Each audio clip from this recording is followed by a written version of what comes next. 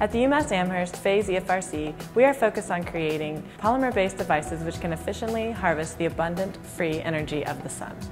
We're specifically interested in utilizing polymeric materials as they create thin, lightweight, and flexible devices that can be adhered on numerous substrates, such as backpacks and window curtains. Our aim is to decrease the cost of photovoltaic devices such that they are competitive with traditional energy sources. There are two fundamental problems that have to be solved in order to improve these solar cells.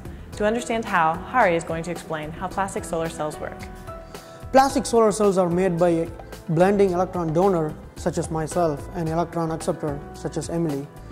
So when solar energy is absorbed, the electron, in this case the tennis ball, gets excited and goes to the higher energy. So from now, two things can happen. Either it can fall back, losing all its energy back, or it can transfer the electron to Emily. So we want the second process to happen in order to harvest the solar energy. For this to happen, Emily has to be close enough to me. It turns out in molecular level, this distance has to be 10 nanometers. If she is far away, then the electron cannot reach her and it falls back, losing all its energy. So the problem is how to bring the electron acceptor and electron donor molecules close enough so that you can efficiently transfer the charge. Once the electron is transferred into the acceptor molecule, the charges have to be efficiently transported to the electrode. This happens only if there is a continuous pathway which can be achieved by stacking multiple electron acceptor molecules in proper order, like these dominoes. If not, the electron gets trapped in defect sites like this. So not only we have to bring the electron donor and acceptor within 10 nanometers, we also have to pack the molecules in proper morphology. To meet these goals, our Phase EFRC has three main focal points.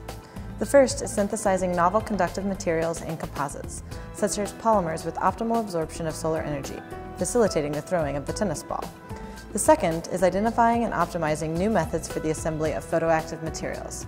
For example, the controlled formation of polymer wires that facilitate charge transport, optimizing the domino effect of electron transfer.